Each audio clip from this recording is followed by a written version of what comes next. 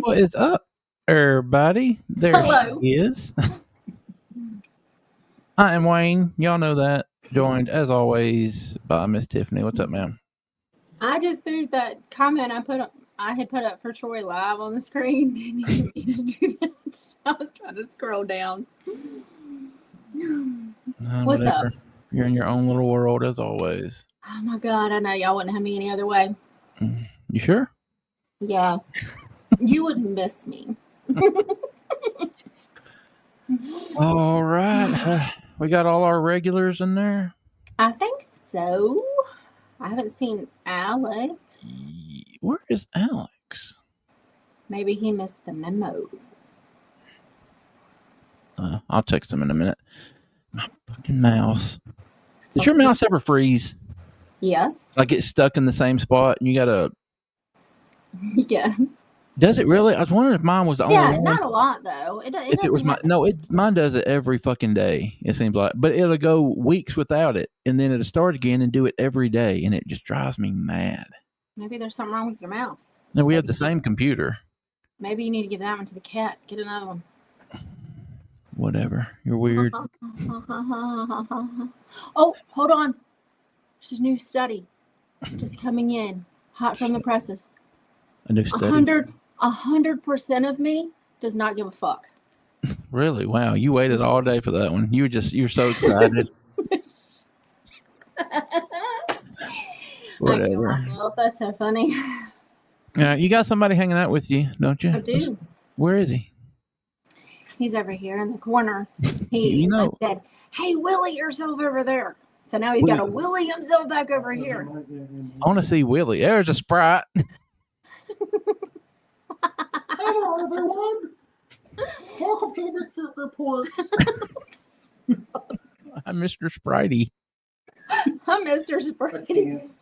Yeah, y'all know we don't pay no bills on the family only. Yeah. All right. You want to go ahead and jump into this video? Yeah, let's do it. We got some creepy camping encounters. This video is a little over an hour. If we get that done and we're still feeling froggy and want to keep going, we'll pull another one up. Sounds good to me. Let's go ahead and get this one going. Y'all let me know if y'all can hear it okay. All of that good stuff. Here's something. Look how creepy that is. Oh my God. He's got blood all over him. He's got a fucking As many of you know, axe or something. I've been creating content for you for almost a year now. We started this journey together in early 2024, and since then, we've explored some truly chilling stories side by side. But today, I'm doing things a little differently.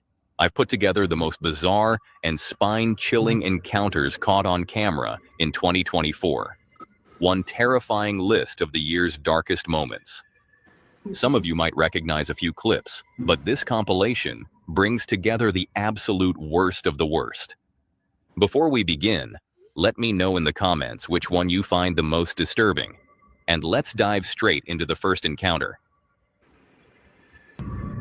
For this story, we're going to Belgium, where the YouTuber Siaz is going to an abandoned campsite with two of his friends.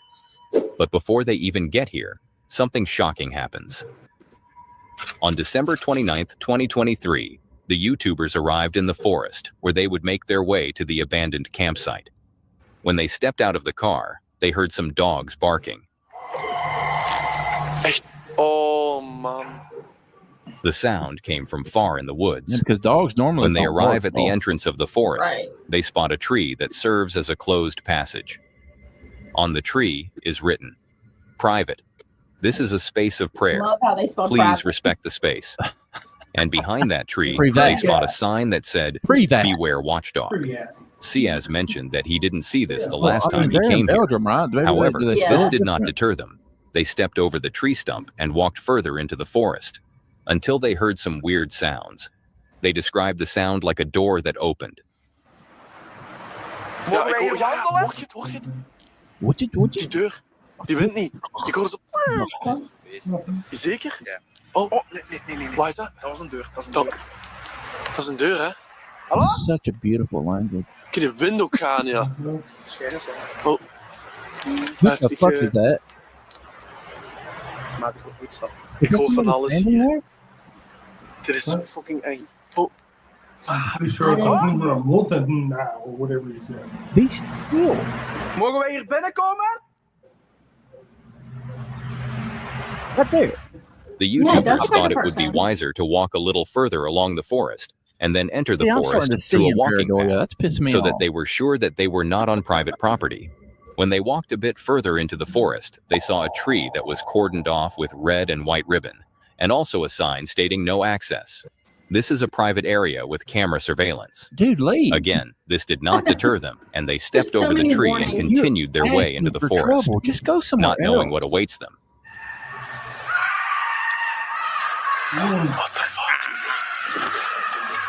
What the That's fuck? like a witch. No. Dat is toch niet mijn auto of zo, hè? Fucking banshee. Ja, want letterlijk iemand die martelt in dat bos. Dit is heel fucked. Dat is geen licht, kijk. Dat is geen licht. Dat is heel fucked. Dus, Yeah, this is fuck. kom gewoon verder. That's the first smart thing they've said. Stel je voor, dat is mijn auto. What the fuck is dit, kerel? Die zit er ook. Ja, wat komt er? Zie ze. Wait, she's coming. Zit daar in een lampje. Wow. What's coming? Ja, die komt naar hier. Kom naar hier. Kom naar hier. Blijf gewoon hier. Lamp aan of niet? Hallo? Hello. Hallo? Oh, Doug, Hallo? what the fuck is that? Oh What the fuck? my holy shit. Hey! sweetest. Yes, she was. She was hauling ass with something. It looks like a stick. I think I pooped a little.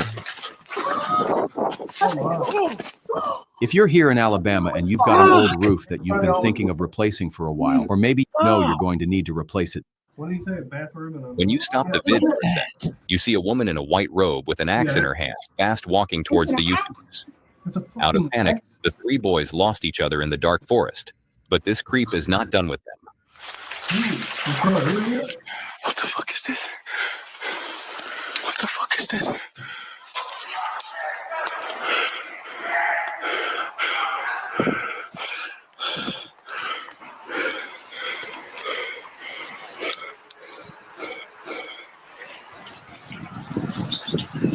Just calling the cops. Bro, you had every red flag. Hallo? You had every opportunity to leave. Hallo? You deserve it. Moet nu naar hier. You play stupid games, you win stupid prizes. Ja, Please we come zitten hier to in een here. bos in Centerlo. We zijn hier in een bos. En dat is een verlaten bungalowpark.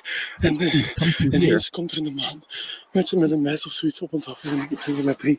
En ik hoorde hem ook kloppen. Ik denk dat mijn auto kapot is geslagen. En we zijn vies aan het lopen.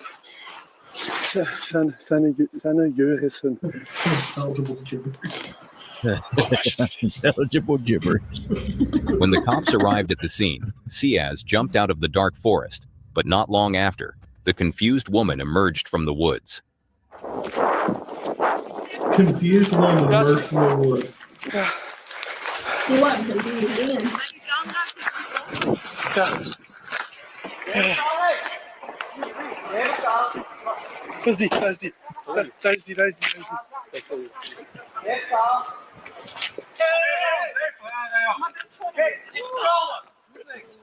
Klein beetje.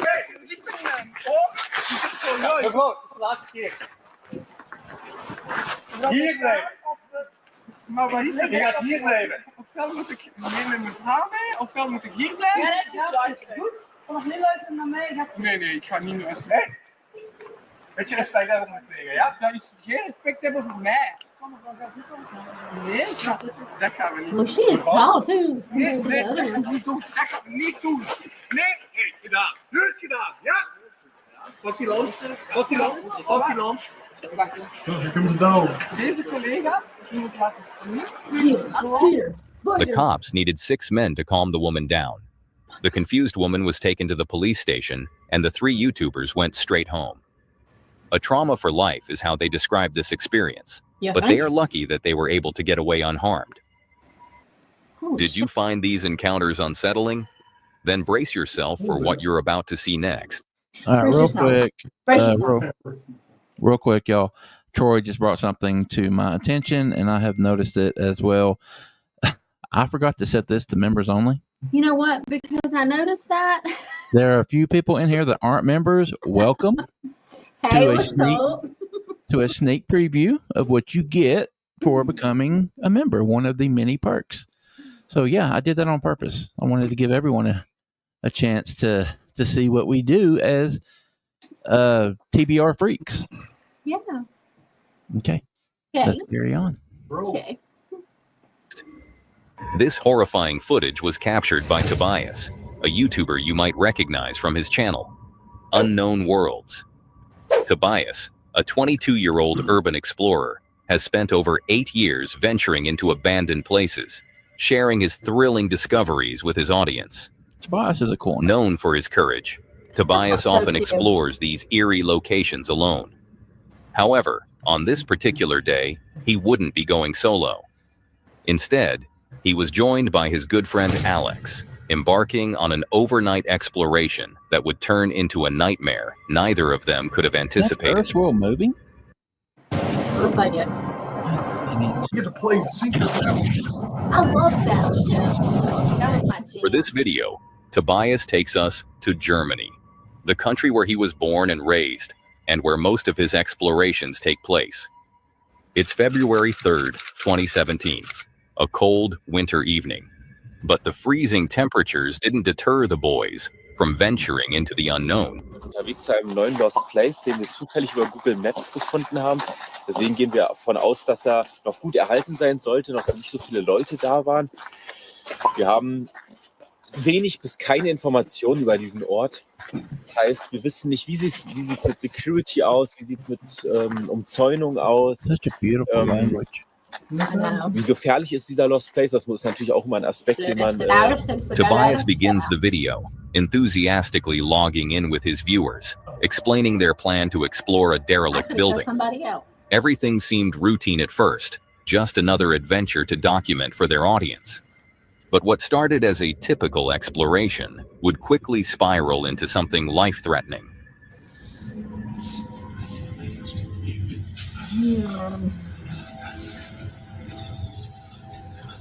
It smells like pee.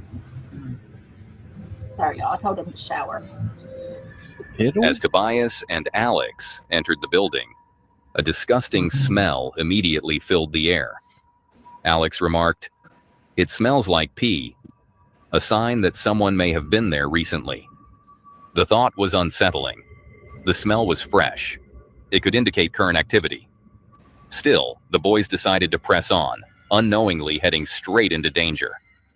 Navigating through the decaying hallways, the tension grew thicker.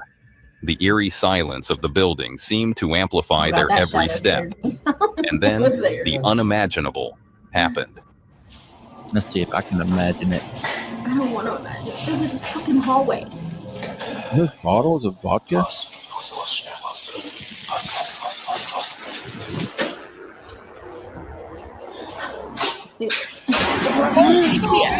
Oh my God, almighty in heaven. Oh God. Abort, abort, abort.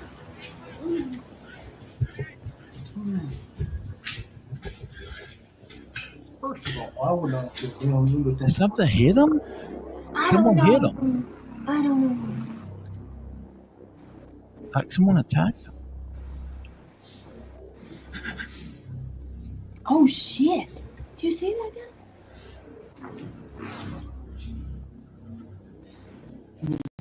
This is like worst case scenario for like urban exploration. No kidding.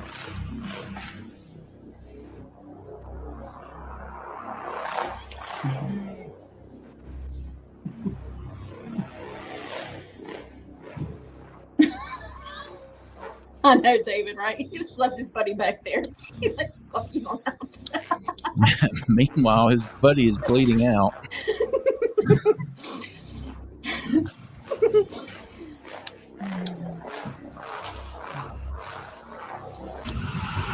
Oh shit!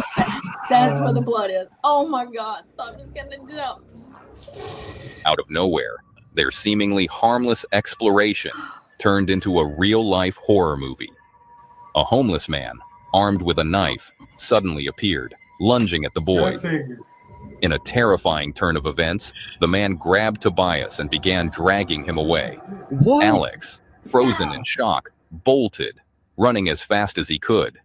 Desperate to escape, And the Alex opposite- eventually turned back, only to see the man walking away, blood staining the floor. Oh no! Realizing the gravity of the situation, Alex managed to flee the building and immediately called the police.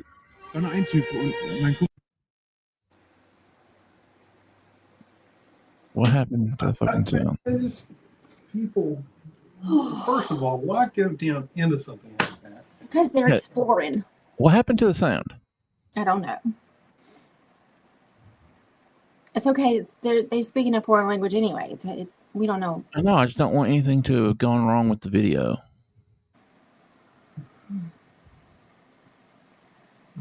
I want to know. Like, did he kill him? Yeah, but like, No, the The commercials worst were part fine. of these damn members on. After the call, There we go. the camera went dark as Alex turned off the recording in his panic. With no footage of the actual assault, viewers were left to piece together what had happened through Tobias and Alex's harrowing retelling. So they found Tobias? Weeks later, after Tobias had recovered from his injuries, the pair released a follow-up video addressing the countless questions from their audience. Also zu unserem letzten Video sind natürlich viele Fragen aufgekommen. Ich werde mal versuchen, so die, an die ich mich noch erinnere, jetzt zu beantworten. Und zwar natürlich, ob die Polizei kam. Man sieht am Ende, wie Alex die Polizei gerufen hat. Die kam auch mit dem Krankenwagen. Wie die jetzt mit diesem Obdachlosen oder was es war, verfahren ist oder hat, wissen wir nicht. Der Krankenwagen hat mich logischerweise ins Krankenhaus gebracht. Ich hatte Verletzungen an der Hand und am Arm. Und ich wurde dann nur im Krankenhaus angerufen, ob ich Anzeige erstatten will. Da habe ich natürlich ja gesagt. Ja. Also, was man ja nicht auf der Kamera sieht in der Aufnahme, was jetzt noch mit mir passiert ist. Also wir hatten auf jeden Fall extrem Glück, dass dieser Obdachlose alkoholisiert war, extrem stark. Was man auch sehr gerochen hat. Man hat ja auch bei seinem Bett gesehen, dass da wirklich Pullen lagen. Deswegen waren seine Angriffe jetzt nicht so krass koordiniert, sage ich mal. Also er ist auch direkt umgekippt danach. Man konnte ihn abwehren. Ich habe ihn weggetreten. Man denkt die ganze Zeit dabei, wenn man da sich getrennt hat, was auch so dumm war, dass man sich getrennt hat, denn einfach bei diesem Angriff, man denkt die ganze Zeit, ja fuck, ist er jetzt eigentlich noch drin? Ist er schon draußen? Man weiß ja überhaupt nicht, was abgeht. Soll man jetzt noch mal rein oder... Also das ist auch so dumm. Wir haben Pfefferspray eigentlich, aber wir vergessen es jedes Mal im Auto. You forget it in the car. Ja. Wahrscheinlich auch extrem einfach geholfen, dass man ihn sofort außer Gefecht hätte setzen können. Man sollte es wieder auf die harte Tour lernen, dass man jetzt immer Pfefferspray bei hat. Ist auf jeden Fall extrem krass gewesen. Pepperspray my Hat einen balls. auch sehr, sehr sensibilisiert, was so Lost Places angeht. In the video, Tobias recounted the horrifying encounter. He explained how lucky he was that the attacker was under the influence of alcohol, which likely reduced his strength. Otherwise, the outcome could have been far worse. Tobias emphasized the importance of being more cautious when exploring abandoned places and acknowledged that the challenge of staying the entire night had been far from successful. You think so? While the ordeal ended without any fatalities, it serves as a chilling reminder. Danger can strike. Hey, Yay, David! Thank you. If you found this disturbing already, let's move on to the next terrifying. So did they catch the guy or did I miss that? Yeah, Yeah, he I talked know. about it at the very beginning. They Okay. got him, took him into custody, but he's unsure of what the procedures are going to be. Oh, David just became a member. Thank you I very know. much, buddy. Yes. That's awesome of you. Welcome excited. aboard. Yeah, that's 2 jump scares in the first 2 videos. That's I know. How never great happened. is this? This is a good one. This is a good one. Let's go. Let's go. Video. This video was captured by Kazi, a YouTuber you might know for his thrilling explorations into haunted and abandoned places. 450. Kazi's channel has been around for almost a What decade, the hell? featuring everything from entertaining content to eerie explorations. But this time, his adventure brings him close to home. He's venturing into a haunted forest in Ottawa. a place shrouded in mystery and Amen to that, dark. Bristol. Luckily, Kazi isn't going alone. He's joined by two good friends, Danny and Ali. Welcome back, ladies and gentlemen. It's your boy Kazi Official, and welcome to another video. So let me get right to it. 25 years ago in my neighborhood that I grew up in with the boy Danny and Ali, who's over there, we grew up in a neighborhood, and there was this massive forest. It was a terrifying forest because we were told as kids to never go into the forest. Apparently, there was this tall figure, old man that walked around with a shotgun, and so we stayed out. We never went, but some of our friends actually went into the forest. Ali actually knows the childhood friend that went in there. And what's your recollection of what happened? So Rami and Mark went into the forest. They're two of our friends from childhood. They ventured off deep in. No matter what we said, they wanted to go. We tried to tell them not to, and they got chased out by a dude wearing all black and a shotgun. So why is that important today? Well, there's a rumor in the city that we're from, Ottawa, that there's this old man or tall man. It's very similar to what we grew up with, walking around in a black robe or a black shadow figure. We've heard mixed things, different things. So we actually want to go explore together. This forest has been part of their lives since childhood, but they've always been born to stay out. You're asking for trouble. Local legend has it that a dangerous man with a gun lurks here. And even now, 20 years later, those same rumors are whispered through the neighborhood. Now old enough to face their fears, they decide it's time to find out the truth. All right, so we just parked outside of the forest. Well, the thing is, the forest is so massive that anywhere is the forest, right, Danny? Because I'm absolutely terrified. Like, that's why. Anywhere is the forest. On our way here, What? usually we drive hours to get to the location. We go there far away This was from close to home, This hits very close to home. literally. When they arrive and park at the edge of the forest, they're only minutes away from stepping into the unknown. Despite the growing unease, they enter the forest, determined to uncover its secrets. At first, everything seems normal, but when they decide to stray from the main trail, things quickly take an unsettling turn. I don't know about you guys, but I have no signal. Where? Oh, no. Of course you have no Oh signal. no! Did you hear that?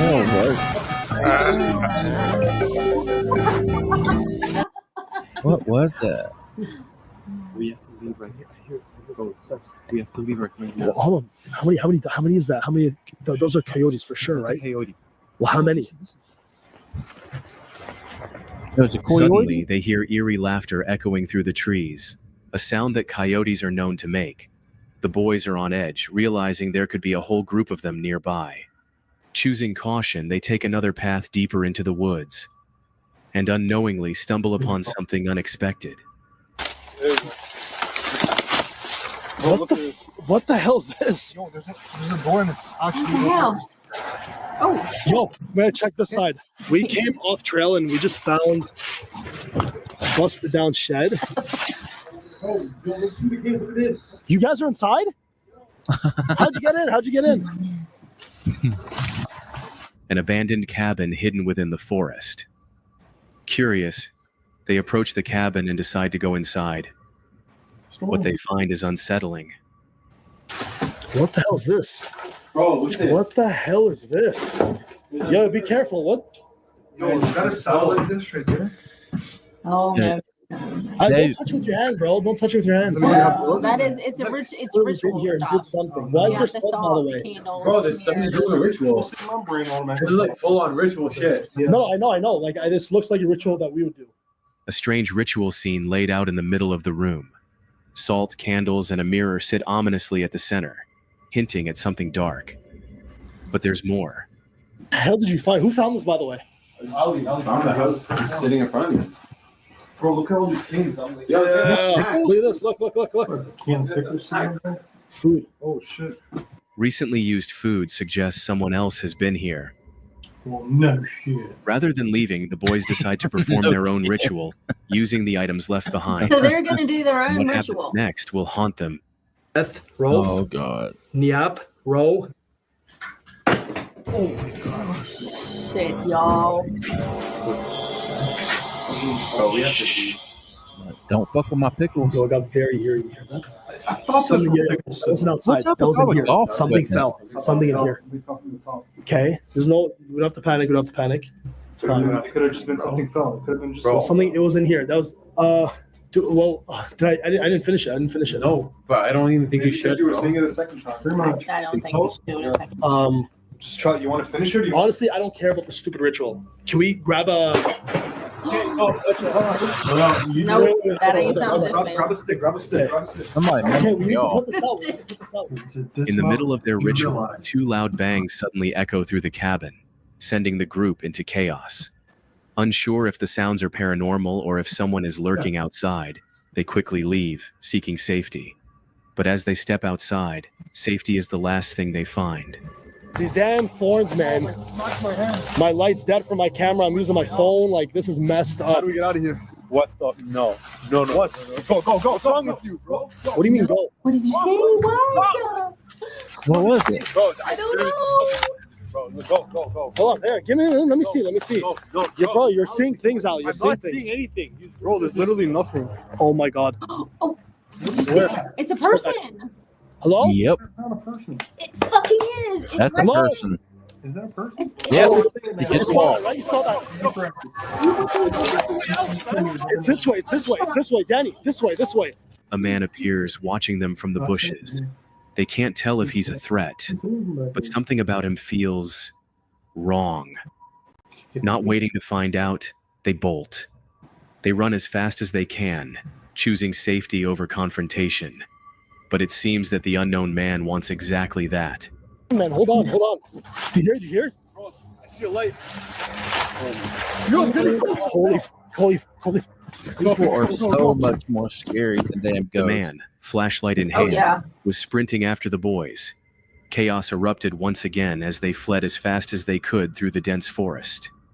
Finally making it to the car and speeding away to safety. You've probably heard about Boxable's I think flagship Boxable product. houses are Boxables.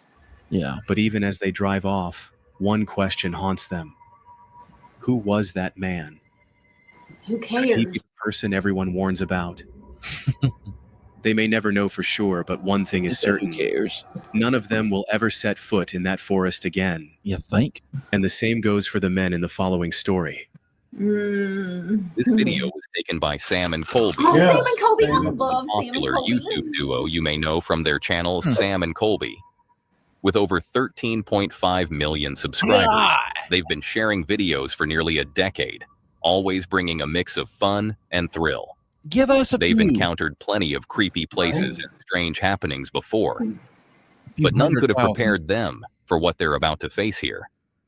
This encounter was so intense that afterward, they decided to take a break from recording and posting videos, because this experience nearly cost them their lives.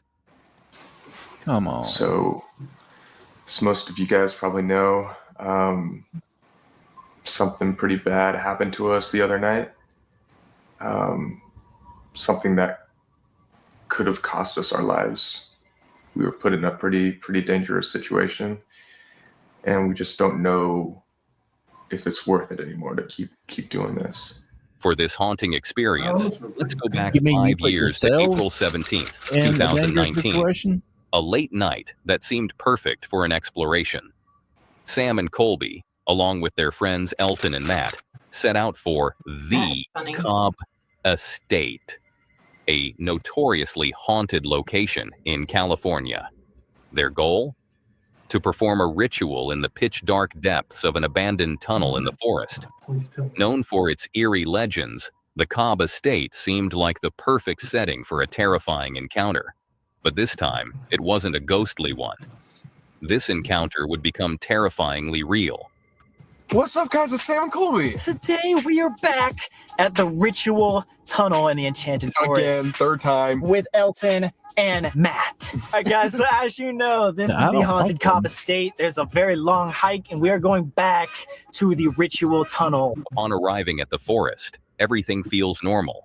They make a 20-minute hike to the tunnel, stepping inside only to be met by unsettling sounds echoing in the darkness. What was that? Did you hear that? Yo, I think that's his. What is that?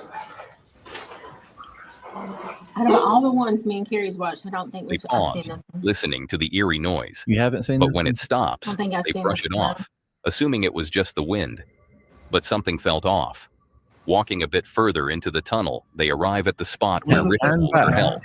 There's your sign right there. One Yep. candle, 2, 3, 4, Whoa. 5. This looks like a. Remember this thing was over here last time? Yeah. They moved it. Wait. This is perfect. Or not perfect, but. Look, 2 tikis. That was all the quacky. candles surrounding. It's because they're cussing. Where they would put something on top and burn it.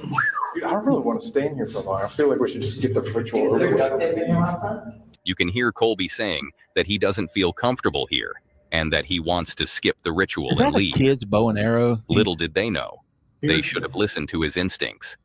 Yet despite his unease, they venture even deeper. Why? Okay, guys, we made it to about the same spot that we did last time when we promised that we'd come back and do a ritual. You guys promised? I wasn't part of that promise. Where did you go, by the way? Play the tape back. It doesn't matter. I think you promised. You promised. It's like 250. I still think we should go all the way to the back. No, I know. I was just making a statement of like, we were here 3 weeks ago.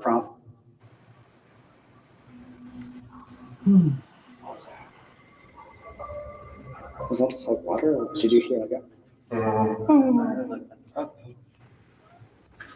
As they reach the spot where they plan to perform the ritual, they hear a sound, as if they're not alone. After a minute of silence, they dismiss it and decide to proceed. They light candles and sit in a circle, ready to make contact with the paranormal world. What's that? Is that your shoe again? I'm not moving. I didn't hear it. There's no female there. Yeah, that's right. If there's anything in here or any spirit that wants to talk to us, communicate with us in any way, we invite you to use our energy and make yourself present. Oh no. A noise pierces the silence again, unsettling them as they glance around, trying to find the source. But not long after, they brush it off and proceed to start their ritual. Or if there was any spirit here that wants to talk to us.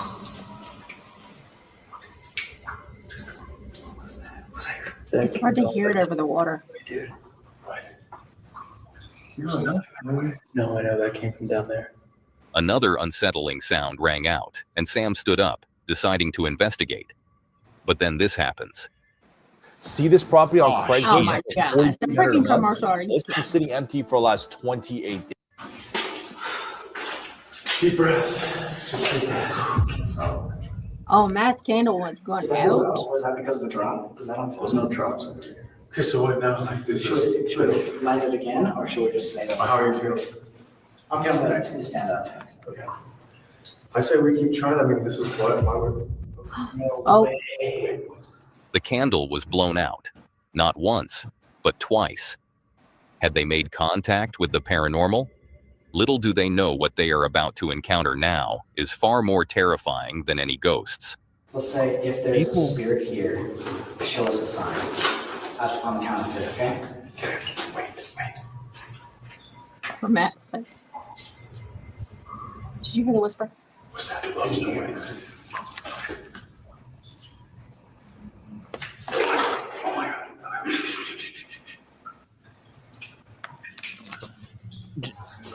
Know something's about to happen. Oh, for sure. It's not possible. It's not possible for a car to be back here. That is not possible.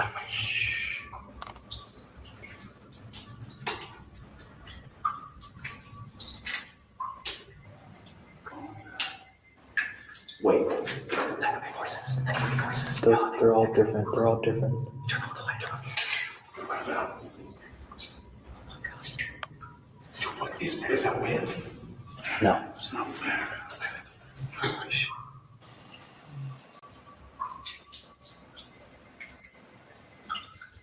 Okay, stop.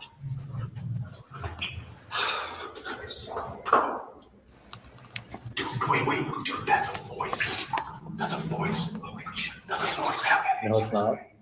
That's voice. 100%. Echo from the entrance of the tunnel. Not just one, but several, overlapping and indistinct. Unsure of who or what they might encounter in a place like this, they quickly extinguish the candlelight and start to plan their next move, hoping to avoid any confrontation. Yeah. Move towards the exit quickly. That's a person. That's a person. Why would you come in? You can hide where I hid last time. In the back? Yeah. You don't think they come all the way back there, right? No, if they do, that's what they walk past the way you walk past me. Let's go. Let's go. Let's go. Let's go. Yeah. That's 100% legal. Let's go. I don't know. I actually don't know. Okay, wait. There's only one way out. We keep our voices down. They can hear our shit. Maybe let's just go ahead. Me either, Scott. Me either. They decide to venture deeper into the tunnel, dumb hiding in a back asses. corner in hopes that whoever is out there won't come that far. Leave. Little do they know, they're There's heading somebody at the toward entrance. This is just a lot. Idiocracy of these kids. That doesn't even sound like voices. Do you think it's just because the echo? I don't know. Somebody's making an echo. Wait.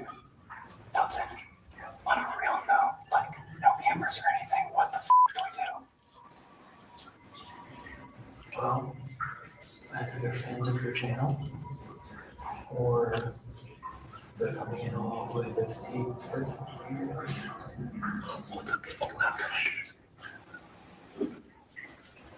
No. Dude, I don't actually know. I've never been in this situation before. What are they looking for? It's just a room. As they sit there waiting, the noises grow louder and more intense, leaving the group feeling incredibly uncomfortable. I'm saying they're getting closer. You hear it? What I was going to do when they get here? Why not go on 3 days? And they have no problems with us at all. And they're just chill people that are here for kind of the same reasons we are. Either they're a little unstable, and maybe they see a nice camera and they want to take it, or whatever else we have on us. Or 3, they're here to do some really weird. And like you mean like legitimately do? They pass the candles. They're headed their way. Go number 3. It's midnight. Just don't talk. Elton is right. It could be one of 3 possible outcomes.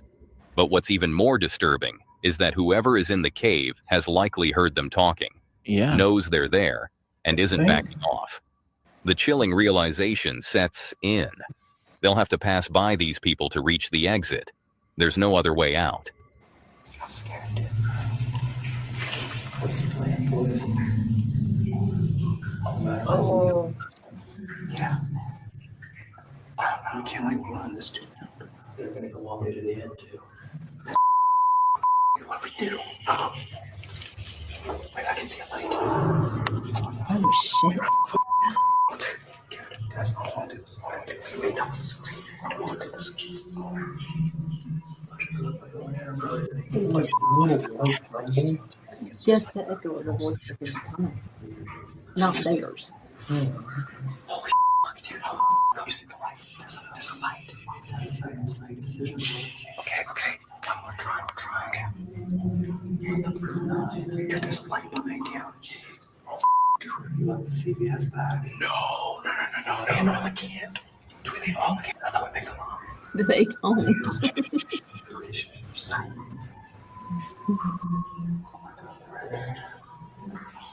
Now, the group is getting dangerously close, making eerie whistling and humming noises. If you think about it, why would someone do that? It seems like they wanted to keep Sam, Colby, and their friends on edge. And then it all happens. Oh, shit. We said, oh shit, at the This is the worst part, guys. I'm sorry. Nothing I can do about it. Like daughter, like mother.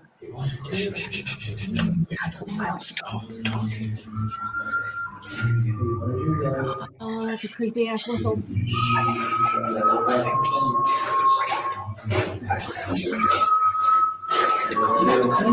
Yo, guys.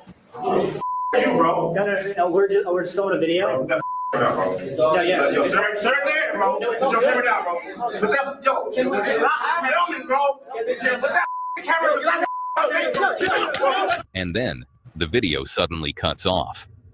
In the last moments, we see a group of at least 5 people who seem less than thrilled by Sam, Colby, Matt, and Elton's presence, and especially by the fact that they're filming. Feeling an immediate threat, the group quickly decides to stop recording, their only thought being to get out of that tunnel safely. Thankfully, we now know they escaped unharmed, but they were deeply shaken by the experience. Later, Sam and Colby recorded a follow-up video, explaining they couldn't share all the details for their own safety. They did confirm it was an armed encounter that almost cost them their lives. If we consider it logically, they may have stumbled upon drug lords or accidentally walked into a crime scene. Oh, jeez. Obviously, That's probably we're something not like that. dead. We're okay. It was just too close of a call. Judging by their reactions, it must have been a very close call. The people they encountered likely had bad intentions and didn't want them there, especially with cameras rolling. Fortunately, Sam, Colby, Matt, and Elton made it out safely. But the terror of that night left such an impact that they decided to take a break from YouTube. What do you think they actually encountered in that tunnel? Whatever it was, it wasn't good. As monetized as they were and as popular as they were, for that to scare them from even going forward with anything else had to be something. That's what I'm thinking. Unless they're just phenomenal actors, they looked fucking scared when they were doing like their recount. They looked like, yeah, something could have really happened to us. Oh yeah. I think it was something drugs or I don't know. Hard to tell. I mean, you're going to a cave that deep at midnight. Nothing good. I would so much rather deal with ghosts and Bigfoot than people. I'm saying. I'm saying. People be crazy. And for now, brace yourself for what you're about to see next. Tonight, we're diving into one of the most terrifying adventures Casey Nolan from Mindseed TV has ever experienced. It's November 19th, 2023. Casey and his friend Colton revisit an abandoned ghost town hidden deep within the wilderness of Rodney, Mississippi, a town known for its unsettling paranormal encounters. This time, the horrors they face go far beyond the supernatural. Hey, turn that off, turn that off, turn that off. What is that? Shh. There's a fucking fire up there. There's somebody up there, bro. Leave him alone. Hold on. Oh, look, there is somebody. Wait, bro. Hold on for a second. There's a freaking nap on right here. After walking through the woods for what feels like hours, the sun disappears behind the trees, and the forest is consumed by darkness. Then in the distance, they see something. A campfire. They quickly grab their night vision binoculars for a closer look. I'm sorry, but if you're walking through the woods and you come across a campfire and your response is to go to night vision, you become the creeper. Right? Leave them the fuck alone. The same damn thing. Yeah, you're the problem at this point. Just keep doing what you're doing. Leave them alone. Alone, right. Leave them alone. But what they see sends a chill down their spines. There's somebody there. Yeah. Why are we going towards it? Why are we going towards it? Yeah, we'd like to know the same thing. It's creepy. Is that a dude on his knees? Yeah. Oh. What happened? What I miss? He screamed. Somebody screamed. I'm sure he didn't. Oh, he turned the fire off. Turn the fire off. God. Oh shit! That's the dude with the hammer. Oh god! Look at that. I can't even. You hear it? Through Colton's binoculars, Everybody can hear they spot a man with an axe. The moment the men notice them, he extinguishes his campfire and turns his gaze directly toward them, as if he can see right through the pitch-black forest.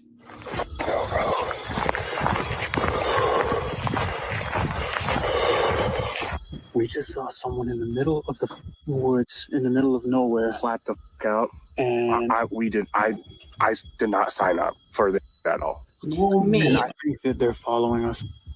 Leave them Every time alone. we go about 100 yards, we hear branches and shit breaking behind us. Yeah, I'm not trying to get cut up by some backwoods hillbilly dude. I think we might be coming up on the town now, but there's definitely someone out here following us, so we need to move quick. Totally shaken by the encounter and sensing they might be chased, they push forward towards the abandoned town. They were too close to turn back now. But little did they know, this wasn't the only encounter waiting for them in the shadows tonight. Oh, shit. I think we're coming up, though. Mine's dying, too. Oh, what was Wait. Get down. Oh, my God. There's someone else up there. That was creepy as hell. Someone just ran across this fucking street. Where are we supposed to go? They were like stooped over running. We need to move. Dude, let's go left. Let's go this way. They reach the outskirts of the abandoned Show that town. shit again. As they scan the area, they catch a glimpse of someone sneaking past them, The fuck? Look at his face. Look at his head. Their head's like and a wave of unease washes over them. It's as if they've become prey, Me too, Chris. surrounded by unseen predators. With their nerves shot from the people lurking in the woods, they decide to take refuge in the church, Oh, my the God. very Are we place gonna where go they to a building and experienced get paranormal activity during their last visit. They begin their experiment, but they can't shake the feeling that danger still surrounds them. I wonder why. Outside too. Bro, what the fuck is going on? Dude, I don't know. I almost just want to sit in the corner and my back up against the wall. It's Bob. I don't want to be here very long. It's I don't Bob. want to be here. No, bro. Let's just get this figured out. I bet neither of them got a damn gun either. No. Don't go Never do in this my shit life without did I think I protection. would be in here. This is the real deal, bro. This is the real deal. These are the altars, man. No. If he's in there, I'm going to lose it. Be hella careful. Oh, yeah. Oh man, like somebody's gonna be under the floor. Holes in the floor. Nothing. Don't scare the shit out of me. And Arriving at the old church, Casey and Colton finally have some shelter from the oppressive woods. They decide to just give it a shot, trying to communicate with the spirits on their ghost equipment. But this time, the fear of the living may be stronger than any ghost. You think? Can you please give us a message through one of these devices? You can Run. say something through this. You can say something through this. Give us a message. Oh! Oh my god! What the fuck was that? Why? I've never heard anything like that in my life. Dude, that was way more than How'd they get outside? We so need to fucking find our quick? way back to the car, like now. Yeah. I'm ready to get out of here. I think he ran backwards. We gotta go back that way in the I woods. would have run. Not As even they attempt to touch the make contact with the spirits, the entire church suddenly starts to shake. The whole The walls building. tremble as if an earthquake has hit, sending them into a I panic. didn't notice it the first time. What are the chances of an earthquake hitting at that exact moment? I honestly didn't notice. They've had it. enough. The decision to leave is immediate. Yes. The nightmare isn't over yet. Oh, at least you're in your car. Phil, it's got me all Somebody This is put that definitely across the road. 100%. trying to stop them. This is the only way. That's why I'm glad I'm in my Jeep. You just drove a Yeah, that shit ain't stopping me. What's going on? It's gonna f our tires out too. Yeah. All right. I'm moving. Oh my God, that's exactly what they want. They want you to get out and move it. stress. You can drive to the left right there. Go around it. I can't.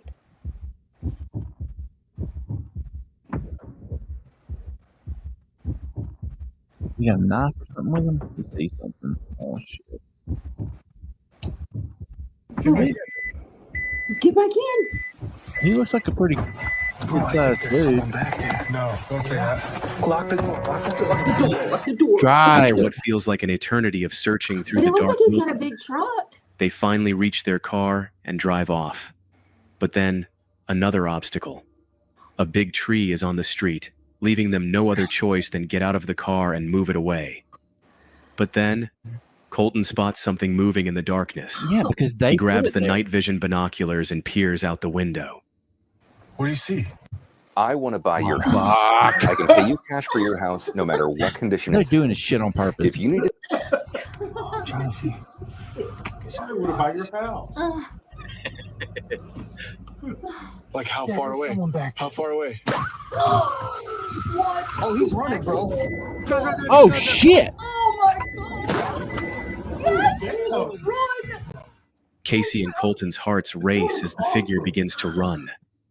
They drive quickly away, leaving the stranger behind, This dude is fast. disappearing Yeah, into he the was. shadows of the Either dark that or the woods. dude's only moving 2 miles But the an hour. eerie feeling remains, He is haunting Dude, them he is long after they've catching left the on. woods behind. He is catching. as unsettling as this moment is, what you're about to see later will leave you on the edge of your seat. Oh my god! I don't know if The I can most take it. shocking encounter I know, is like- yet to come. No, Meet this Dee, is the a best 39-year-old woman from Ohio who's known for her love of the What's up, outdoors. Dee often wanders through the forests near her home, capturing her adventures and sharing them on her YouTube channel, Dee's Dark Adventures. But on this particular trail walk, Dee was about to experience something that would take her from the thrill of nature to the edge of terror. It's June 28th, 2024, a warm, sunny summer day. Dee sets off on an old trail, surrounded by the tranquil sounds of nature. Birds chirp, leaves rustle. It's the kind of peaceful moment that that's makes you feel beautiful. completely alone in the world. Alrighty. But as she moves deeper into the trail, the daylight begins to fade, and eerie noises begin to fill her surroundings. She felt like she was being watched and started recording again.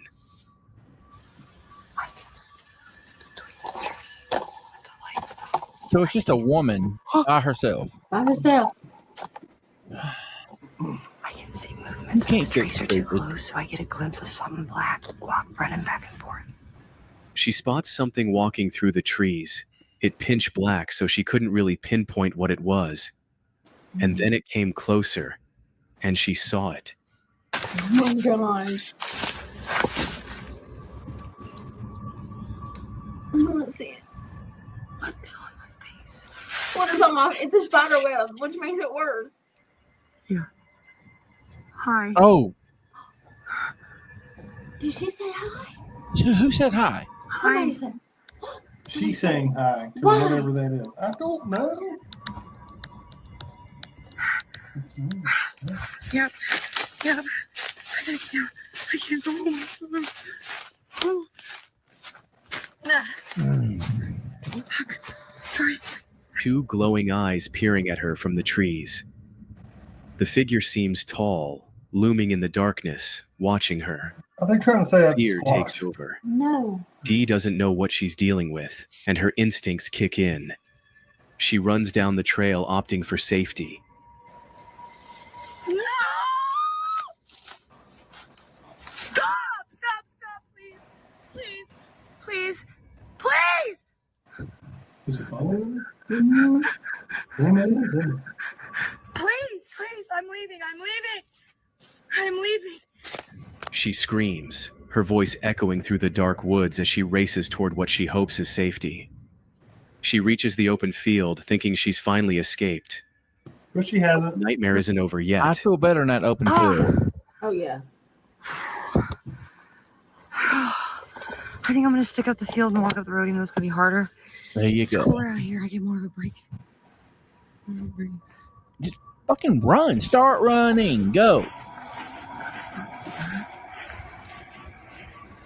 If something starts running toward her, I'm gonna lose. Oh it. my god. I'm gonna be done. Because I'm stuck. I can't even run because Zach's right here and I can't run away. Look, I'm it's right there. You can't see me. right here. No. Oh, I thought she failed. I don't mind. Fuck is it? Oh my Dude, god. no. Oh my Person, no. man. It's a Look at person. the person.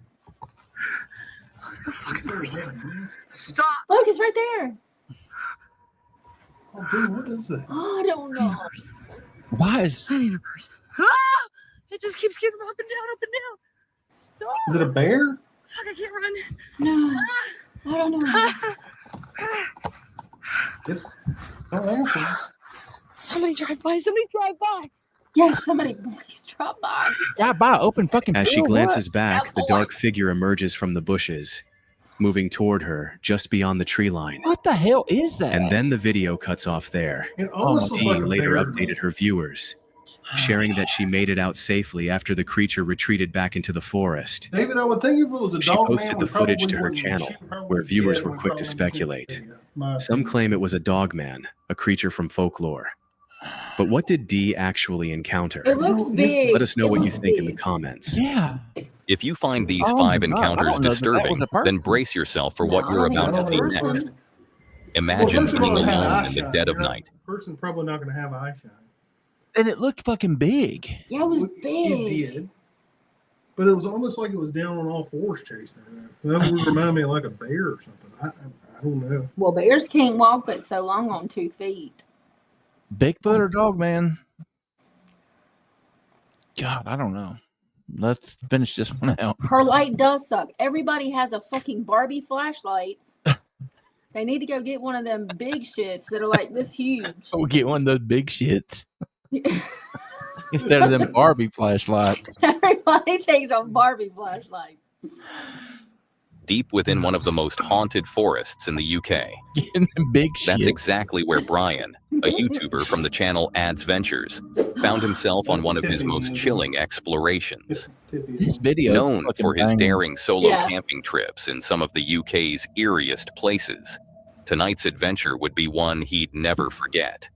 And neither will you.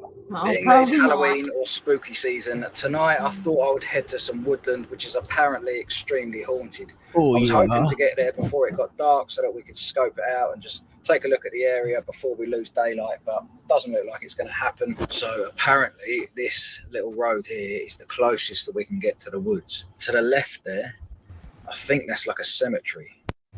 Symmetry. Symmetry. Eve Online. Nobody is a cares. vast- So I'm just going to park here for now. Unfortunately, this is the closest that we can get to the woods. Do We you can't think he take the knows plan his any steering further. wheel's on the but wrong I will side? be going in there. Because he's It all not started out as a medical. typical night for Brian.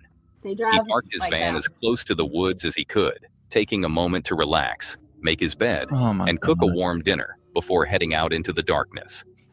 Brian began his journey by walking past an old weathered church and an overgrown cemetery. The perfect setting for what would become a chilling night. We're gonna As he freaking- ventured deeper into the woods, he was unaware that he wasn't completely alone.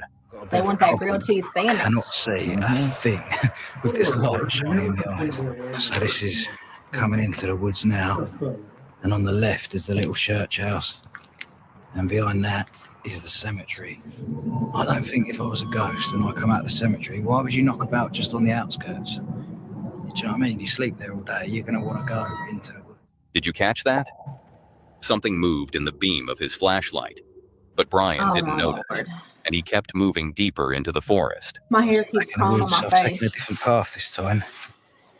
And to be honest with you, I'm just sort of winging it. I don't know what the hell was that? What's that? I've come up to that bit where the light was just shining. What? He's moved. I'm going to have to go and check that out. Where the hell is it coming from? This might have been what was reflecting that light. It says, if Find you this find this card, please pay it forward to do something kind today. Well, it looks like there's some sort of drop off down here. It goes down quite far. I mean, the last thing I want to do is stack it down a hill. A flashlight beam suddenly cut through the bushes, Oh no. but it wasn't Brian's. Someone, or something, was watching him. Who could it be? Another camper? Yeah. Brian, ever the adventurer, decided to investigate. On his way, he stumbled upon something even more disturbing. A strange card hanging on a bush. There are a lot of noises in these woods, but at the same time, if I was in the woods on a normal night, I'd just think it's normal. It's only because I'm thinking I'm on a ghost hunt, so every little noise, I'm like, is that a ghost? Is But in that a all ghost? honesty, No, it's a fucking person it's gonna fine. kill you. It's You're frogs, gonna die. pigeons. This wouldn't be the last time Brian would encounter something strange that night. The noises around him began to grow louder, and he brushed it off, thinking it was just an animal. But then it happened. I think I'm going to head back towards the way that I came, because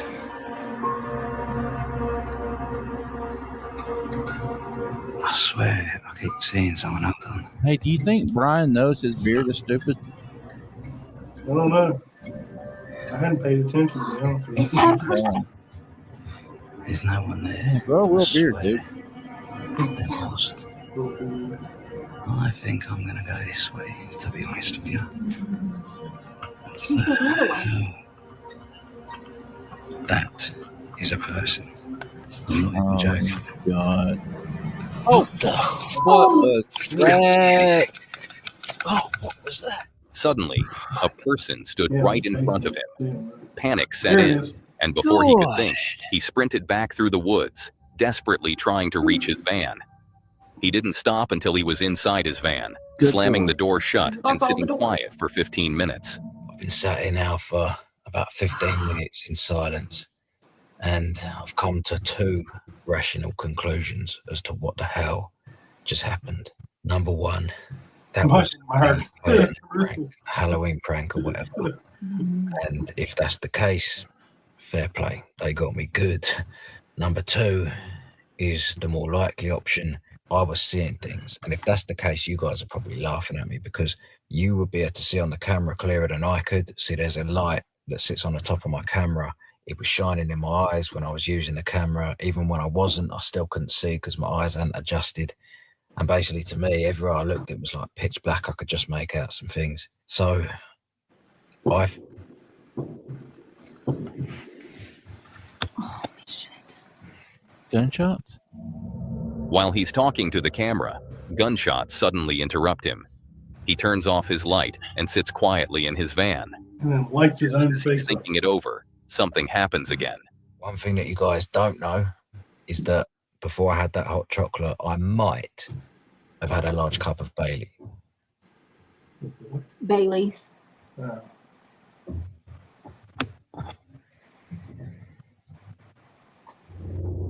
Someone touches his car.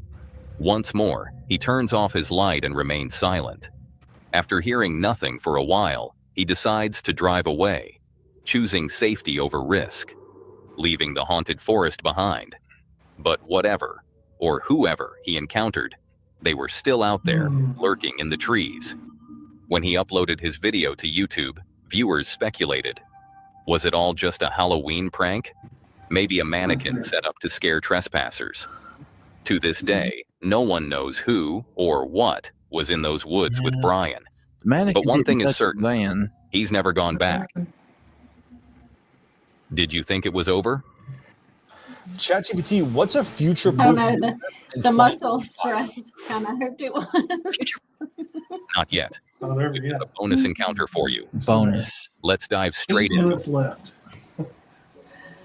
Meet Tony, a popular British YouTuber from the channel Hunting the Unknown. Known for his eerie explorations of abandoned buildings and paranormal investigations, Tony typically ventures into the unknown with a group of friends. But tonight, he's going solo, and what started as a regular night of exploration quickly spiraled into one of his most terrifying experiences. It's January 24th, 2023, a cold winter night. Tony's plan? Test the infamous Randonautica app. Cemetery Road. For those unfamiliar, this app generates random coordinates, often leading users to mysterious or unsettling locations. At first, Tony thought it would just be harmless fun. But what he didn't know is that this night would leave him shaken to his core. Tony starts his adventure sitting in his car, excitement mixed with nerves as he talks to the camera. Little does he know, the night is about to take a creepy turn almost immediately. So this is called an S-box. Pretty much does the same thing. He's got Spider-Man there to protect him. Yes, he indeed does. Someone just knocked on the car. My nod just knocked down, but someone just knocked on the car. So it's like tap.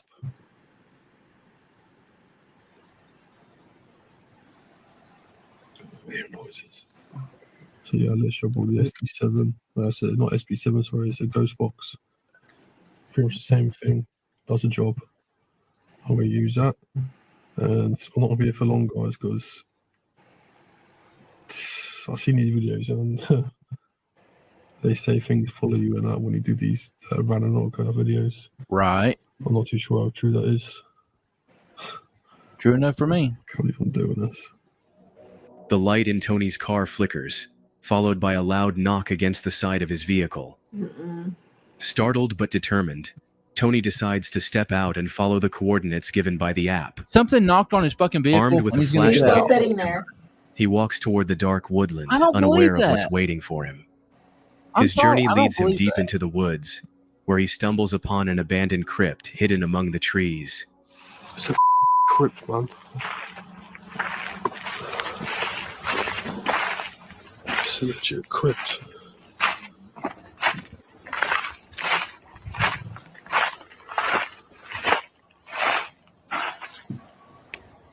Oh, mate. Church bells are going. The silence of the night is suddenly shattered by the eerie sound of church bells ringing in the distance. There's church The bells. sound is chilling, but Tony presses on, determined to see what lies ahead. But little did he know this was just the beginning from what he's about to experience. That's so creepy. Oh, why?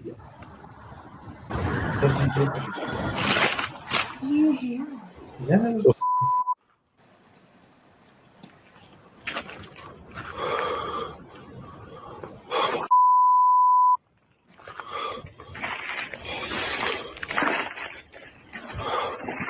Saying, Kevin. I just want to scream. You did. His cry echoes through the woods. A baby's cry. Tony freezes, his eyes wide with fear, scanning the area. There's no sign of anyone nearby. Let's play back the sound so you can hear it more clearly. Yes, please do. I hear it. A child's cry in the middle of a dark forest late I at did night. that time. I heard it the first It doesn't make any sense. Yet Tony, in a mix of bravery and curiosity, decides to keep moving forward. I don't want to go too far, guys. Where's the I was thinking the This same place thing, man. is weird. Tony's instincts tell him that something is very wrong with this place, and yet he chooses to stay.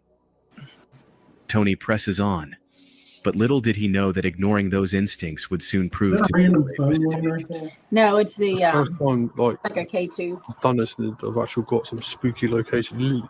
Usually, I've done these random nautical videos that's taking me in people's private land or the middle of nowhere, and there's nothing there at all, like fields. But this time, it's just a spooky place. I'm pretty sure I was in the car and knock on the door. What the? Is that the baby again? That did sound like a baby cry that time. I didn't hear it. A scream pierces through the stillness of the night. Snap. Tony, eyes wide with terror, searches for the source, but he sees nothing. We'll replay the audio for you. And as you That sounds listen, like a baby. you can definitely hear the scream, an unnerving and unexplained sound. Still unsure of what's happening, Tony continues further into the woods, his K2 meter in hand, which detects paranormal activity. What the is that?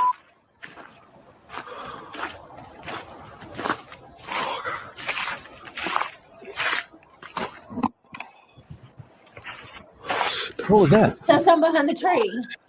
Was that? Oh shit! Oh. Okay. I thought that was somebody. Paradoria keeps fucking with me. I know. It's going to be one of the shortest videos. Oh my god, no, don't go off. Please. Time to leave, I need dude. to get going, guys. I mean, I can't. Oh my god, please. Hello? Who are you? That tree's got a belly button. You see it? Yep.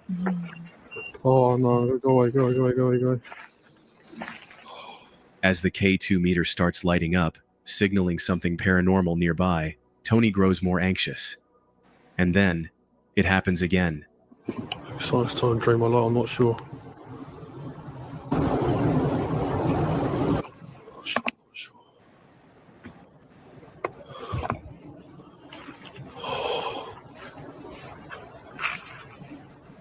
Once again, an unsettling and unknown sound can be heard. As Tony's flashlight pierces through the dark forest, something appears out of the darkness. Oh my gosh. Who's that? I don't know, Tony. What the fuck is that? Oh, you got the big shit. Let's see. Yeah, he needs some big shits. It ducked. What happened? It ducked. A pale white face, watching him from a distance. The sight freezes him in place for a moment, but fear takes I over. think that's a setup. Tony I bolts, don't believe sprinting back to the safety of his car. I didn't see a face. No, it was like one of them dang masks, Halloween Like one of those Demons, I don't know screen what this masks. thing does. Yeah, well, it wasn't a screen mask, but it was something similar. Guys, I'm getting out. I'm getting out of here. I'm gonna have to go. I'm getting out of here. Yeah, I agree. Tony finally reaches his car and drives out of the woods as fast as he can. Smartest He made thing it he's out done all unharmed. night. To this day, it remains a mystery what he truly encountered in the forest that night. I must say it's one of the spookiest nights of my life. I had laughs, I screamed sorry. I just feel confused and I'm just a bit shocked at the moment. Since then, Tony admits the memory has haunted him. The comments on his video were filled with speculation. Some viewers believed it was a demon, while others thought it was a prank. One thing, however, is certain. Tony's fear was real. That's That was a dang good video. It was a good video up till the last 8 minutes. That one was a banger. Yeah, that one was good. That I one was don't know. What do y'all think? How long we going? Hour and 13. Y'all got another short one in you? Roll on, brother. Hell yeah. Let me talk amongst yourselves and let me find something. All right. Hey, so this is a preview of what it's like if you pay $1.99 a month. Just a teeny tiny little tad. That's right. You get to As hang out David with us. found out tonight. Yes. Mr. David joined our family. Not only Discord. Yeah. Yeah. Discord. I'm forever in Discord. Yeah, he's already emailed me, so I will be getting you that link tonight, David. Yep. So you His get name is David, right? Am I? Okay. David. Mm-hmm. And I am husband of the year because I have people begging me to scare you. Oh, it wouldn't take much to do because I'm a chicken shit.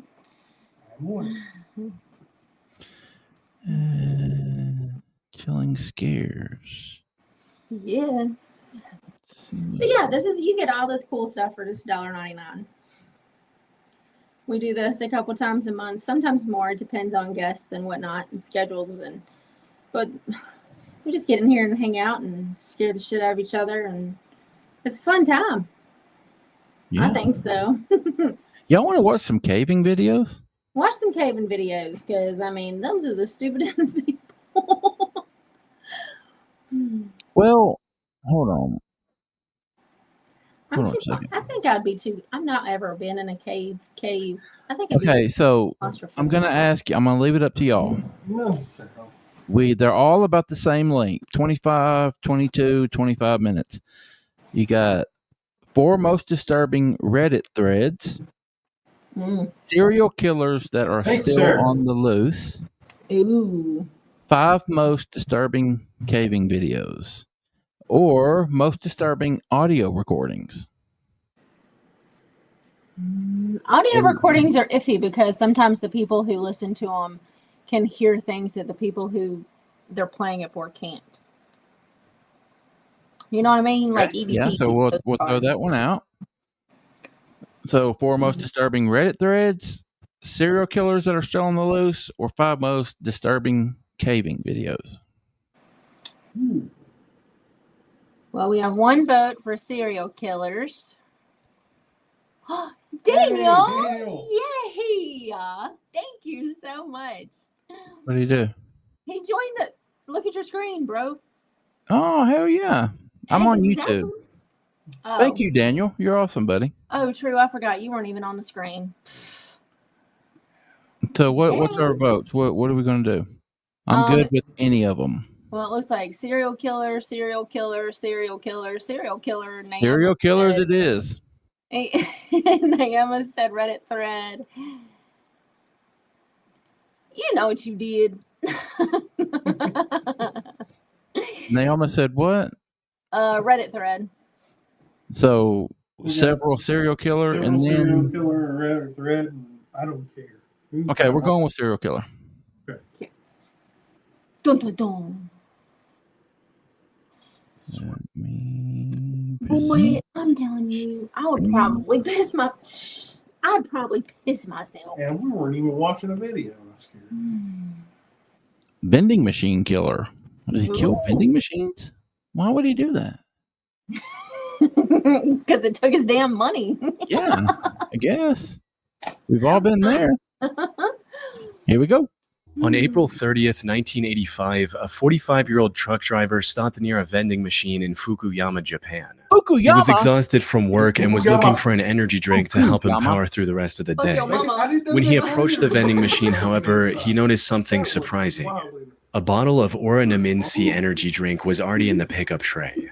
Thinking he'd lucked down on a free drink, the truck driver wasted no time chugging it down. What he didn't know was that this would be the last drink he would ever taste.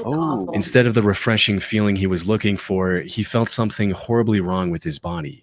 A bitter, burning sensation quickly spread throughout his throat, followed by an intense wave of nausea. It wasn't long before he was lying on the road in excruciating pain. He was rushed to a nearby hospital where doctors discovered a lethal amount of paraquat dichloride in his system. Paraquat is an herbicide that was quite common in Japan at the time. What is that, Zach? Do you know? It's a herbicide? Yeah, it's a herbicide. Yeah, they use it to it's like a weed killer. Oh yeah, it says agricultural. Time. More importantly, it's also highly toxic to humans. When ingested, it can lead to severe nausea, throat inflammation, internal chemical burns, and eventually death. This is also why it's been banned completely from over 70 countries to date. Unfortunately, despite knowing the reason for his illness, there was nothing the doctors could do to save his life. There's no antidote for the deadly chemical today, let alone back then. So, after hanging on to his life for a month, the truck driver passed away on the 30th of May, 1985. At first, investigators assumed that given the nature of his work, he might have accidentally encountered the toxic substance while on duty. However, after reviewing his haul records, they found no trace of this herbicide or anything remotely linked to it. This left them with only one conclusion: the chemical was mixed into the drink he consumed just moments before collapsing in agony. But with no leads or concrete evidence, they couldn't determine whether it was a murder or self-inflicted act, resulting in the case getting shelved for the time being. Now, while this might sound absurd today, you have to understand that paraquat was readily available in the country at the time. You didn't need any prescription or identification to purchase the chemical, leading to over 1,400 people using it as the poison of their choice in 1984 alone. Damn. In other words, the possibility of it being self-inflicted was just as high. However, just as the investigators were about to give up on this case completely, they received tragic news.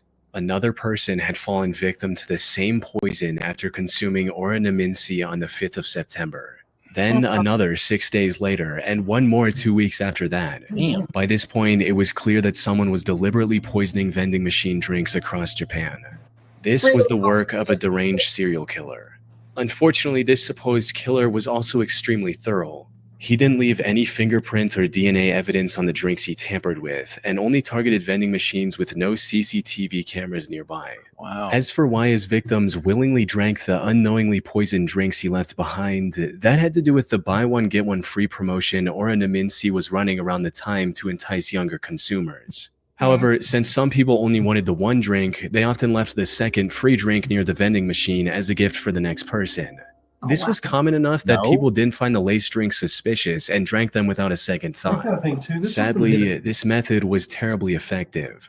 By the end of the year, this mysterious vending machine killer had claimed the lives of 12 victims and had severely injured 35 more. Damn. But as I mentioned earlier, this killer was a master of hiding his tracks.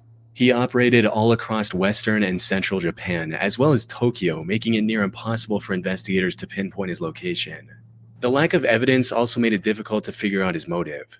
Some speculated that he was doing all this to extort money from Otsuka Pharmaceutical, the company that made Oranaminsi. This is because in 1984, a group called the Mystery Men with 21 Faces threatened to poison food products unless the companies paid them money. So some believed that the vending machine killer was a copycat and wanted something similar. However, this theory didn't last very long because Otsuka Pharmaceutical didn't receive any demands or extortion letters from the perpetrator. Additionally, the killer also began using other drinks, like the drink Real Gold and even Coca-Cola. Hiroaki Iwao, a Tokyo professor of criminal sociology, proposed a more disturbing theory regarding the killer's motives. He stated, "It is not uncommon for Japanese who live under tremendous pressure, both on the job and in overcrowded communities, to let out their frustrations by hurting someone else. The person responsible may even wait around to see who buys the poisoned drink. He or she may find this is a kind of exhilarating release from the tensions of life in Japan."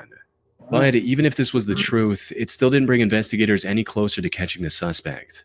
Left with no other options, the authorities turned to the public and launched a nationwide campaign on the 27th of September. They placed signs and distributed leaflets telling people to avoid suspicious free drinks and to properly inspect the cap seals on their beverages before consumption. They also instructed vending machine owners to investigate their stock for any anomalies and told chemical shops to monitor their customers more closely. It's unclear how effective this campaign was, as the number of victims kept increasing even after its launch. But then something unexpected happened. On the 17th of November, the murder spree stopped completely after the death of a 17-year-old girl. She was the only female to have died from the poisoning.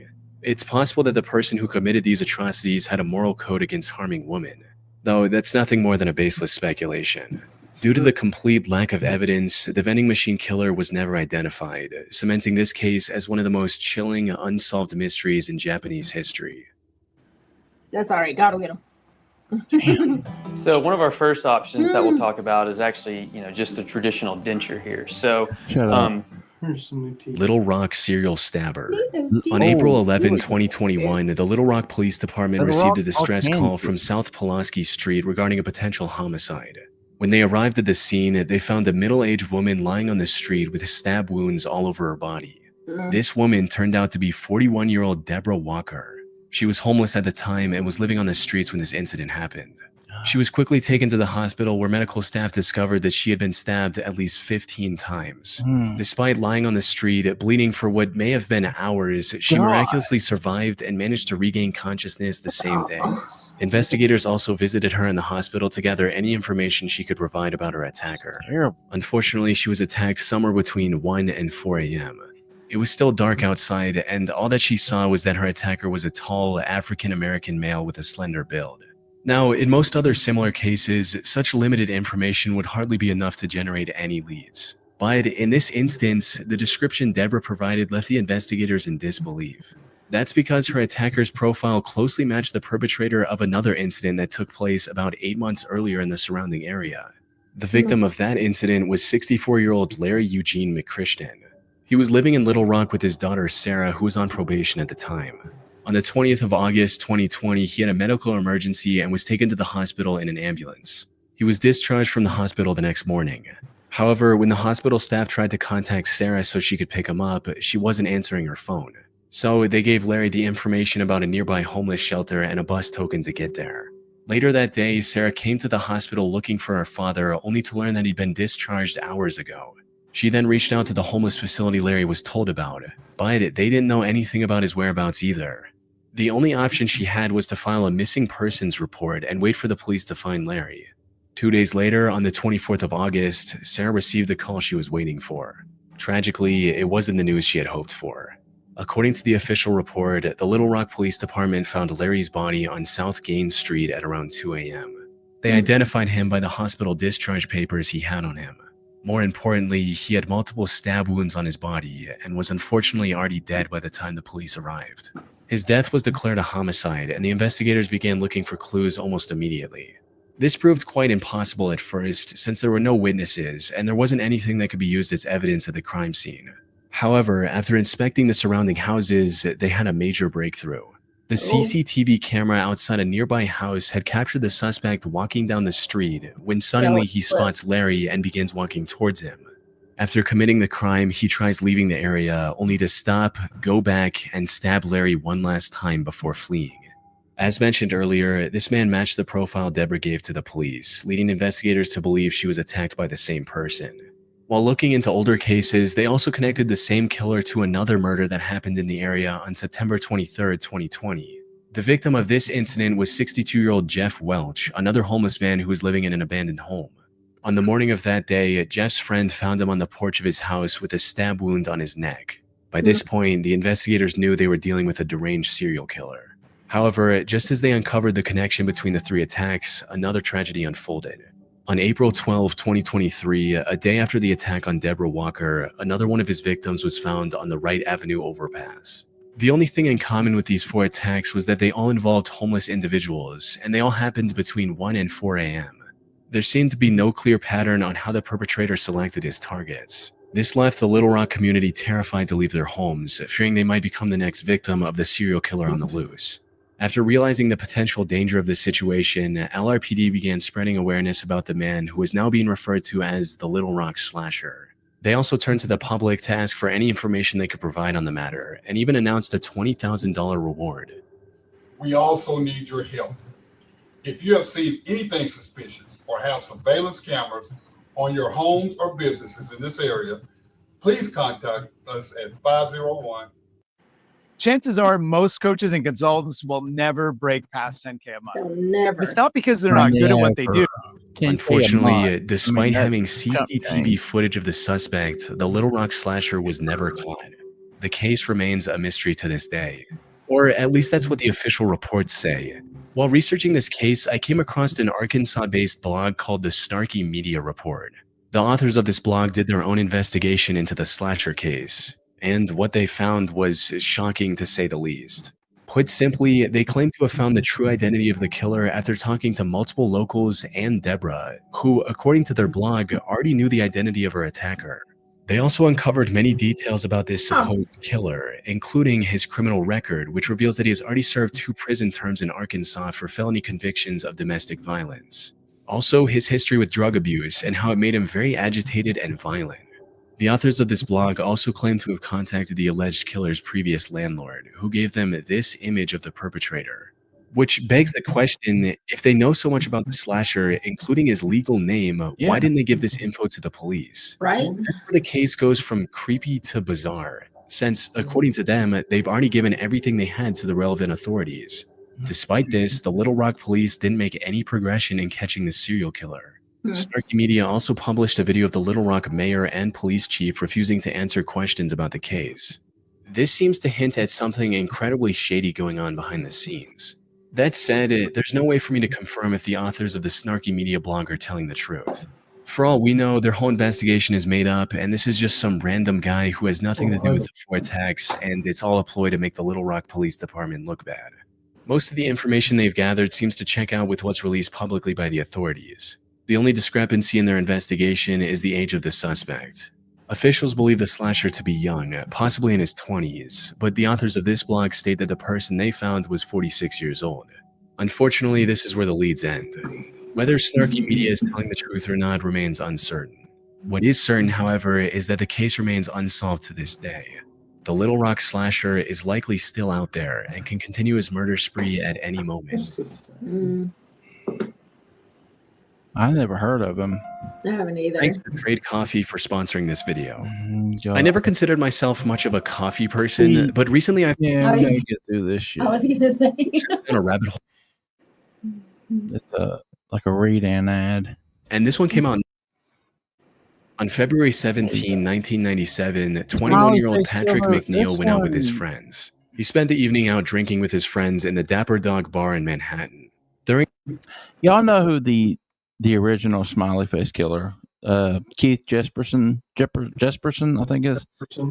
Yeah. There's a show on Paramount Plus right now that I'm watching, and it's fantastic. It's fictional, but it's based off of him. He was the truck driver that killed all those, I guess, lot lizards, they're known as. Yes. Stop hookers. Mm-hmm. Killed them all and dumped them all over the U.S., but he ended up getting caught. He's in prison now. But there's another theory, and that might be what they're talking about. And it's just a theory of so many murders that are happening, and I might be speaking out of turn, but I think it's more gay men. Mm-hmm. And there's a smiley face found next to him. Maybe that's what they're talking about here. I just wanted to interject a little bit. You dapper dog. During this time, he likely drank more than he could handle, resulting in him throwing up in the bar's bathroom before leaving in a highly unstable and disoriented state. Patrick was then seen turning left onto 90th Street, heading in the direction of the East River. This was the last time anyone would see Patrick alive. Following this night out, Patrick vanished into thin air. Despite extensive efforts, authorities found no leads or clues to his whereabouts. That is until April 7, 1997, when Patrick's lifeless body was found in the East River 50 days after his disappearance. Duty Sergeant of the NYPD's Special Investigation Division, Kevin Gannon, was called to the scene to assist with the body's recovery and examination. Kevin had been a seasoned detective for years, and by this point, there was little that could surprise him. However, the circumstances surrounding Patrick's death disturbed him to his core. The more he looked into it, the more strange the situation became. For instance, Kevin noted that Patrick's body wasn't decomposed enough to have been floating in the river for a week, let alone the past 50 days. He also found burn marks on Patrick's body, hinting at the possibility of him being restrained prior to his death. Kevin knew that something wasn't right. Unfortunately, due to the complete lack of evidence pointing to the contrary, Patrick's death was ruled as an accident. Kevin kept thinking over this feeling for the next year before coming across a case that reinforced his suspicions even further. On February 13, 1998, another body was found in the same stretch of water. This body was later identified as 22-year-old Lawrence R. Andrews, who had gone missing on New Year's Eve after celebrating the event with his friends in Times Square. After getting on the case, it didn't take long for Kevin to notice eerie similarities between the two cases, as both bodies were found within yards of each other. Both of them were also young Caucasian males and were on track to have successful careers. They both disappeared in one of the most crowded cities in the world without any trace as well. Most importantly, Kevin also found similar oddities in both cases, where the bodies were a lot less decomposed than they should have been, and there were burn marks indicating possible restraints before their death. Lawrence's case prompted Kevin to look for other similar cases across the U.S. He enlisted the help of fellow detective Anthony Duarte and a criminal justice professor, Dr. Lee Gilbertson. Together, they began investigating these cases, and soon a chilling pattern began to emerge. In total, they found 45 different instances of young men dying under shockingly similar circumstances as Patrick and Lawrence. 45. Most of them went out for a night of drinking, became more intoxicated than usual, disappeared shortly after, and were later found dead in some body of water. Almost all of them were also Caucasian and on track to have a high-paying career like engineering after college. Most disturbingly, however, they also found graffiti of smiley faces near the bodies of at least a dozen different victims. This led to the three investigators creating the smiley face murder theory. According to this theory, these 45 and possibly many other deaths from the 1990s to 2010s weren't accidents in the slightest.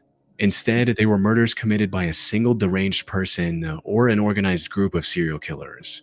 This is the only logical explanation they could find to justify the many oddities and...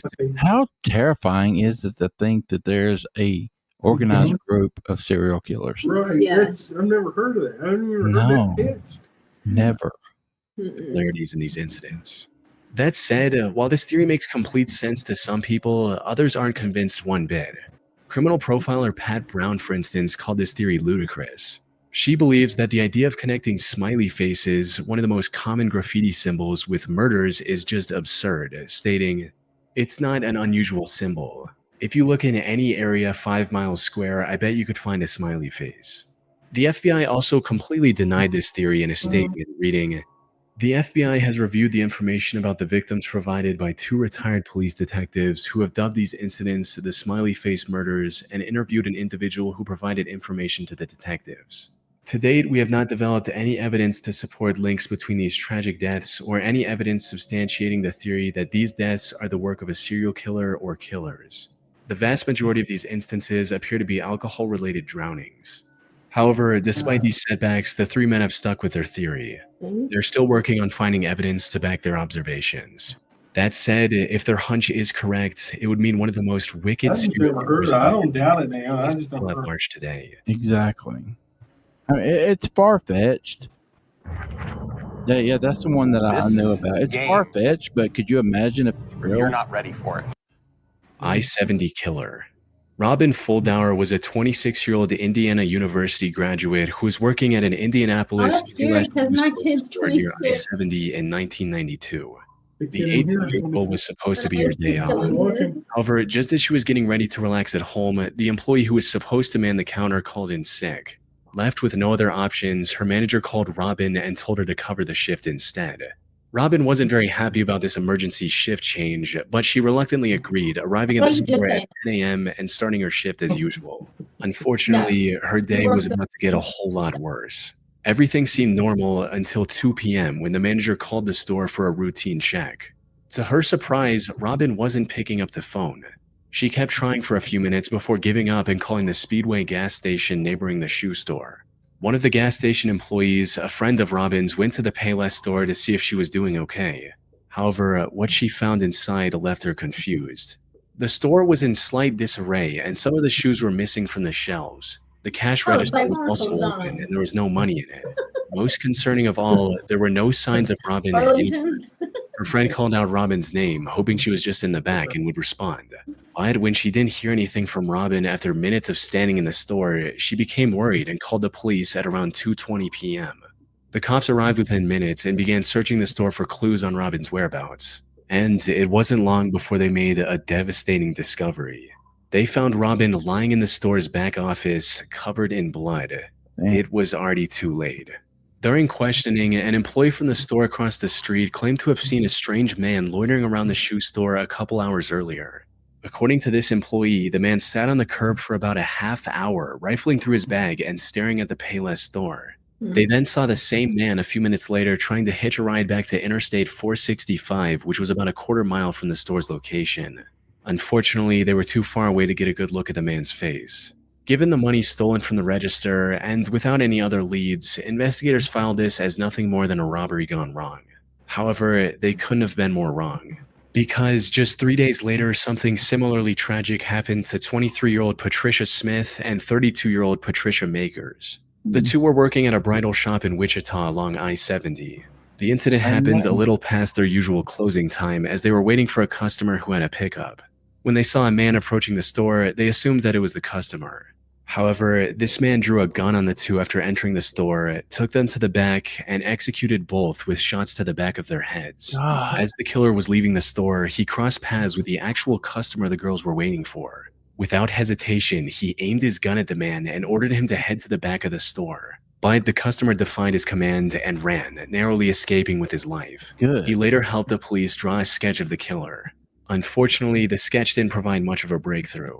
By this point, the authorities were certain they were dealing with a serial killer, but despite their efforts, the killer's spree continued. By May 7th, he had taken 3 more victims in small, low-traffic stores along the I-70 highway. By the time investigators managed to compile a few more sketches, the I-70 killer stopped his quest and went into hiding. That is until 1993, when he claimed 3 more victims along I-35 in Texas. He tried to hide his identity by changing his weapon, but the investigators were quick to notice the similarities. One of his victims, Vicky Webb, also managed to miraculously survive after getting shot in the neck. If he were ever caught, Vicky's testimony would have been crucial in bringing him to justice. Though the I-70 killer was never found, and the case went cold for nearly 3 decades. However, then, in 2021, investigators released CCTV footage of a murder that happened in 2001. The suspect in this footage looks strikingly similar to the I-70 killer sketches, potentially giving authorities the lead they need to finally catch him. It's likely only a matter of time before he runs out of places to hide and is captured. But for now, he's still out there, evading police and leaving the case unresolved. We can only hope he doesn't take any more victims in the meantime. Wow. I mean, that's the thing. If you never tell anybody what you did, and you're lucky enough to not like run into a cop while you're doing it or witnesses while you're doing it, you'll never get caught. You know? Yeah. That's in Texas, I think, Alan. Serial killers are so fascinating. That's crazy, man. Well, it is 100%. I don't know what leads people to do that. And a lot of them, there was some kind of brain or serious head trauma when they were young that left damage in some part of their brain. Zach, Look at you probably Dahmer. know. Yeah, he went in for hernia surgery and had a bad reaction to the anesthesia or something, and it messed with his brain. When he came out of that surgery, he wasn't the same. Mm-mm. Richard Ramirez took a bad head. Something happened to his head trauma. True, And Daniel. do what? I said Daniel's coming right there, the Green River Killer. Yep. I studied him in college. I got a book on him. Before I think Samuel Little. Before Samuel Little was caught, Gary Ridgway was the most notorious. But Sam Little, that guy, he's killed over 100 people. And he went all over the country doing it. He has like 60 or 70 something confirmed. And he passed Gary Ridgway as the most prolific. And this is fairly recent. And the rapist in California who also started killing people that were just caught. Mm-hmm. What was his name? He was caught by DNA. He through like ancestry.com. They did like they did like a reverse DNA thing, and they narrowed it down to like his relatives or something. And they caught him that way. I can't remember his name, but it's fascinating. It really is. He's in prison right now. He admitted to all of it. But anyway, yeah, I know way too much about serial killers. I'm not one. I have no desire to be one. But they are very, very fascinating. Yeah. All right, what you guys think? You two, Mr. and Mrs. T. Well, that video was kick ass. We haven't seen.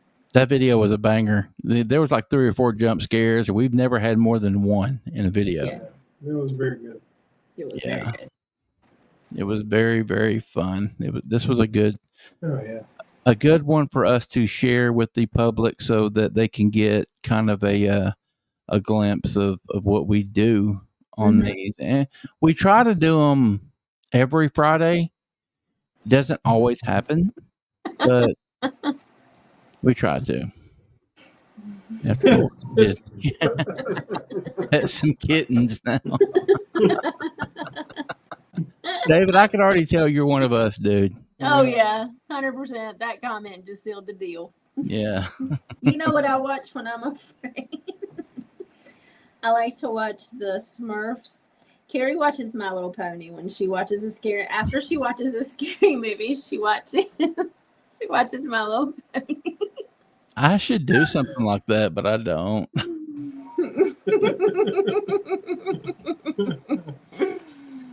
But you guys, we were talking about doing a because we don't have a guest for tomorrow. We were talking about doing a missing persons. We haven't done a missing persons in forever. That could possibly be correlated with a cryptid in the woods. You know what I mean? Yeah. So we're gonna look into that.